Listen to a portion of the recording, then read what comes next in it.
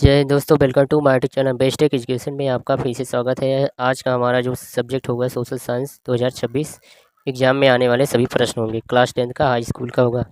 आपका एग्ज़ाम बहुत ही नज़दीक है और आप लोग तैयारियां कंटिन्यू करते रहिए। आइए चलते हैं अपने प्रश्नों की ओर। तो पहला प्रश्न हम स्टार्ट करते हैं। दिया गया है, फ्रांस की क्रांति कब हुई थी? क्या है? फ्रांस की क्रांति कब हुई थी? इंपॉर्टेंट प्रश्न है, आपके एग्जाम में बार बार पूछा जाता है फर्स्ट चैप्टर से या प्रश्न बना हुआ है।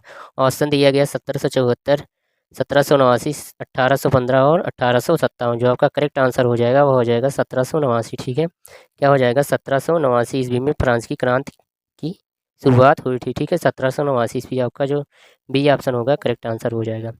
आइए चलते हैं प्रश्न 2 की ओर। दिया गया हमारा प्रश्न, सामाजिक असमानता शब्द किससे संबंधित है? सामाजिक असमानता शब्द किससे संबंधित है? ऑप्शन दिए गए अर्थव्यवस्था, समाज, राजनीति और भूगोल। ठीक है, हमारे पास 4 ऑप्शन दिए गए हैं। हमारा जो सही आंसर हो जाएगा वह हो जाएगा, क्या हो जाएगा? समाज। क्या हो जाएगा? समाज। सामाजिक असमानता जो शब्द है किससे संबंधित है? समाज से। ठीक है, क्योंकि सामाजिक क्या है? सामाजिक क्या है? समाज को प्रकट करता है, इसलिए वह किससे संबंधित होगा? समाज से। बी ऑप्शन आपका हो जाएगा करेक्ट आंसर होगा। आगे चलते हैं। हमारा प्रश्न 3 दिया गया है, भारत में पहला राष्ट्रवादी आंदोलन किस वर्ष शुरू हुआ था? कहने का मतलब है, भारत में जो पहला राष्ट्रवादी आंदोलन शुरू हुआ था वह किस वर्ष हुआ था? ठीक है, ऑप्शन दिएगा 1857, 1885, 1905 और 1942 ईस्वी। ठीक है, हमारा जो सही आंसर हो जाएगा वह हो जाएगा ऑप्शन नंबर ए। क्या हो जाएगा? Option number A 1857। क्या हो जाएगा? 1857 ईस्वी में भारत में पहला राष्ट्रवादी आंदोलन स्टार्ट हुआ था, प्रारंभ हुआ था। ठीक है, हमारा ए ऑप्शन हो जाएगा करेक्ट आंसर हो जाएगा। प्रश्न 4 हमारा दिया गया, रॉलेट एक्ट क्या है? रॉलेट एक्ट किस वर्ष लागू किया गया? इंपॉर्टेंट प्रश्न है। रॉलेट एक्ट का प्रश्न आपके एग्जाम में देखने को मिलेगा। ऑप्शन दिए गए 1917, 1918, 1919 और 1920। जो का करेक्ट आंसर हो जाएगा वह हो जाएगा ऑप्शन नंबर सी। क्या हो जाएगा? ऑप्शन नंबर सी 1919 हो जाएगा। क्या हो जाएगा आपका? 1919 हो जाएगा। इसमें क्या हुआ था आपका? रॉलेट एक्ट वर्ष लागू किया गया था। इसके जस्ट 1 साल बाद 1920 ईस्वी में क्या हो गया था? असहयोग आंदोलन प्रारंभ हुआ था। मतलब कि 1 वर्ष के अंदर 1919 में हुआ था रॉलेट एक्ट और 1920 में गांधी जी ने असहयोग आंदोलन शुरू किया था। आगे चलते हैं। हमारा प्रश्न दिया गया 5वां, गांधी जी असहयोग आंदोलन कब शुरू किया था? गांधी जी असहयोग आंदोलन कब शुरू किए थे? ऑप्शन दिया गया 1917, 1919, 1920 और 1922। जो हमारा सही आंसर हो जाएगा गांधी जी असहयोग आंदोलन, अभी हमने बताया पहले प्रश्न में, तो हो जाएगा आपका करेक्ट आंसर 1920 ईस्वी में गांधी जी ने असहयोग आंदोलन का आरंभ किया था। ठीक है, 1920 ईस्वी में आपका करेक्ट आंसर हो जाएगा सी ऑप्शन हो जाएगा करेक्ट आंसर होगा। आगे चलते हैं। प्रश्न 6 दिया गया हमारा, भारत में सबसे अधिक जनसंख्या वाला देश है? क्या है? जनसंख्या वाला राज्य है, स्टेट। ऐसा भारत में कौन सा स्टेट है जिसमें सबसे अधिक जनसंख्या है? ऑप्शन दिए गए बिहार, महाराष्ट्र, मध्य प्रदेश और उत्तर प्रदेश। आप लोग जानते हैं उत्तर प्रदेश जो हमारा क्या है, भारत में सबसे अधिक जनसंख्या वाला राज्य हमारा हो जाएगा यूपी, उत्तर प्रदेश। ठीक है, उत्तर प्रदेश जो होगा सबसे अधिक जनसंख्या वाला राज्य हो जाएगा इंडिया में। ठीक है, आगे दिए प्रश्न 7, लोकतंत्र का मुख्य आधार क्या है? लोकतंत्र का मुख्य आधार क्या माना जाता है? लोकतंत्र का मुख्य आधार क्या है? धन, शक्ति, जनता और सेना।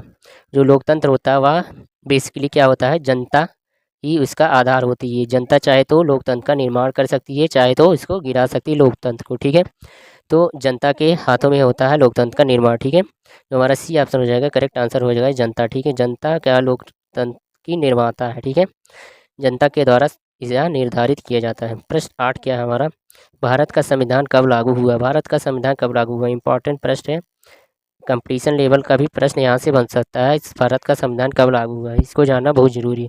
ऑप्शन ये 15 अगस्त 1947, 26 जनवरी 1950, 2 अक्टूबर 1949, 26 नवंबर 1949। जो हमारा सही आंसर हो जाएगा वह हो जाएगा क्या हो जाएगा? 26 जनवरी 1950।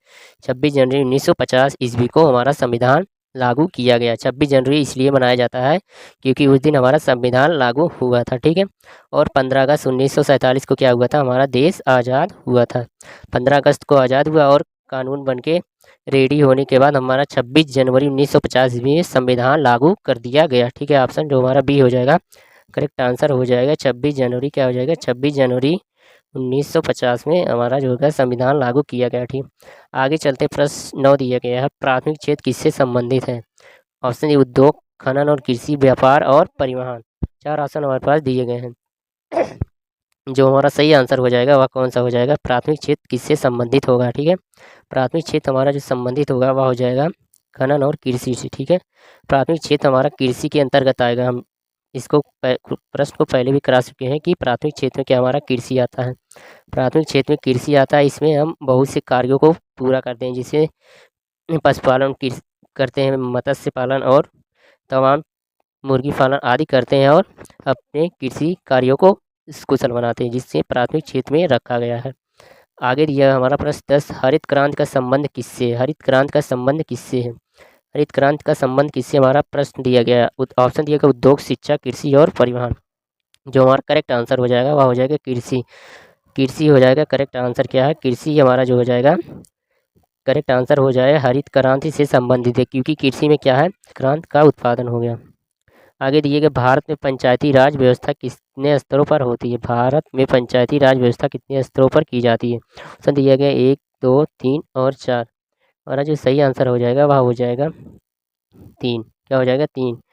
भारत में पंचायती राज व्यवस्था जो हो जाएगी 3 स्तरों पर, क्या हो जाएगी? 3 स्तरों पर होती है, ठीक है। आगे चलते हैं। हमारा प्रश्न दिया गया, भारत का सबसे बड़ा राज्य क्षेत्रफल के अनुसार कौन सा है? क्या है? सबसे बड़ा राज्य क्षेत्रफल के अनुसार से पूछा गया, ठीक है। क्षेत्रफल के अनुसार से सबसे बड़ा राज्य क्या है?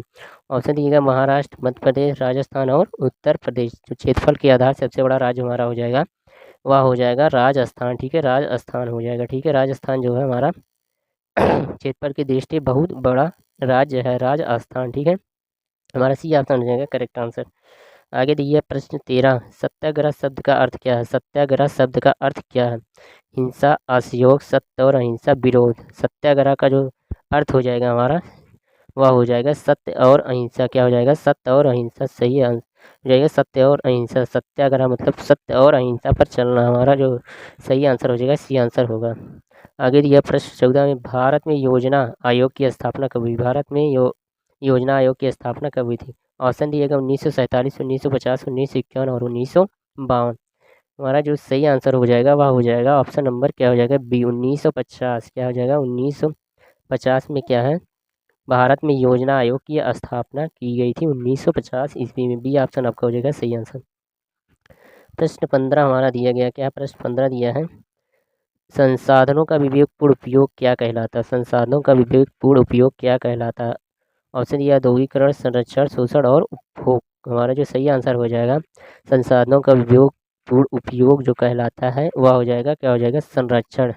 जब हम किसी संसाधन का सही तरीके से उपयोग करेंगे तो हम उसका संरक्षण को ध्यान देते हुए अपने कार्यों को करेंगे, ठीक है। इसलिए हमारा जो सही आंसर हो जाएगा बी ऑप्शन हो जाएगा, ठीक है। इसलिए कहा गया संसाधनों का विवेकपूर्ण उपयोग कहलाता है संरक्षण, ठीक है। आगे प्रश्न दिया गया 16, भारतीय संसद कितने सदन होते हैं? ऑप्शन दिए गए 1, 2, 3 और 4। जो भारतीय संसद में सदन होते हैं वह कितने होते हैं हमारे? कितने सदन होते हैं? 2 सदन होते हैं, ठीक है। 2 सदन होते हैं, ठीक है। हमारा जो भारतीय संसद के सदन हो जाएंगे वह 2 सदन होंगे, ठीक है। हमारा बी ऑप्शन हो जाएगा करेक्ट आंसर होगा। आगे प्रश्न दिया गया 17, भाखड़ा नागल परियोजना किस नदी पर स्थित है? भाखड़ा नागल परियोजना किस नदी पर स्थित है? ऑप्शन दिया गया गंगा, यमुना, सतलुज और नर्मदा। जो भाखड़ा नागल परियोजना स्थित है हमारा वह सतलुज नदी पर स्थित है। किस नदी पर स्थित है? तो सतलुज नदी पर स्थित है, ठीक है। सतलुज नदी पर हमारा भाखड़ा नागल परियोजना को स्थित किया गया है, जिसपे बांध बनाकर पानी को रोका गया था, ठीक है। प्रश्न 17 का आंसर हमारा जो हो जाएगा सी ऑप्शन सही हो जाएगा। आगे दिया गया 18वां प्रश्न दिया गया है, भारत में मुद्रा जारी करने का अधिकार किस पे होता है? मतलब करेंसी जो जारी करती है वह अधिकार किसके पास होता है? ऑप्शन दिए गए संसद, वित्त मंत्रालय, आरबीआई और प्रधानमंत्री। जो हमारा सही आंसर हो जाएगा वह हो जाएगा क्या? आरबीआई। क्या हो जाएगा? RBI reserve bank of India. RBI का पूरा नाम क्या है? रिजर्व बैंक ऑफ इंडिया, जो कि करेंसी को जारी करने का अधिकार अपने पास रखती है। आरबीआई द्वारा क्या होता है? मुद्रा जारी की जाती है। हमारा सी ऑप्शन हो जाएगा करेक्ट आंसर होगा। प्रश्न 19 दिया गया, सबसे अधिक रोजगार किस क्षेत्र में मिलता है? ऑप्शन दिया प्राथमिक क्षेत्र, द्वितीय क्षेत्र, तृतीय क्षेत्र और सूचना क्षेत्र। सबसे अधिक रोजगार किस क्षेत्र में मिलता है? जो हमारा सही आंसर हो जाएगा वह हो जाएगा प्राथमिक क्षेत्र। क्या है? प्राथमिक क्षेत्र के अंतर्गत क्या आता है? कृषि कृषि आता है, पशुपालन आता है, इससे संबंधित बहुत चीज़ आते हैं। क्या होता है? पशुपालन भी आता है। इसके प्राथमिक क्षेत्र के अंतर्गत हमें क्या है? बहुत से रोजगार मिलने का अवसर मिलता है। वह क्षेत्र हो जाएगा हमारा प्राथमिक क्षेत्र हो जाएगा, ठीक है। प्राथमिक क्षेत्र के अंतर्गत हमें रोजगार पाने का अधिक अवसर मिलता है। प्रश्न 20 दिया गया है, भारत एक कैसा देश है? भारत एक कैसा देश है? ऑप्शन दिए गए तानाशाही, राजशाही, लोकतांत्रिक, साम्यवादी। यह प्रश्न हमारे लिए बहुत ही इंपॉर्टेंट है, बहुत ही इंपॉर्टेंट है। ऐसा प्रश्न आपके एग्जाम में देखने को मिल सकता है। तो भारत कैसा देश है? भारत एक क्या है? लोकतांत्रिक देश है। कैसा देश है? भारत एक लोकतांत्रिक देश है। यहाँ पर क्या होता है? चुनाव होता है और चुनाव के द्वारा जनता के द्वारा निर्धारित की गई सरकार बनती है, ठीक है। इसलिए भारत एक कैसा देश है? लोकतांत्रिक देश है, ना कि तानाशाही देश है। तानाशाही का मतलब होता है जहाँ पे अपने अनुसार क्या है, अपने अनुसार राज्य चलाया जाता है किसी एक शासक द्वारा और वह अपने अनुसार काम करता है, वहाँ पर तानाशाही होता है, ठीक है। तो ऐसा देश हमारा बिल्कुल नहीं। हमारा देश कैसा देश है? एक भारत लोकतांत्रिक देश, यहाँ पर चुनाव होता है और चुनाव के अनुसार सरकारें बनाई जाती है, ठीक है। तो हमारा सी ऑप्शन होगा करेक्ट आंसर होगा। तो आज की वीडियो को यहीं पर एंड करते हैं। ऐसे हमारे नए वीडियो पाने के लिए best tech education YouTube channel को जाकर आप सब्सक्राइब कर लीजिए, ठीक है। ओके, मिलते हैं नेक्स्ट वीडियो में। Thank you.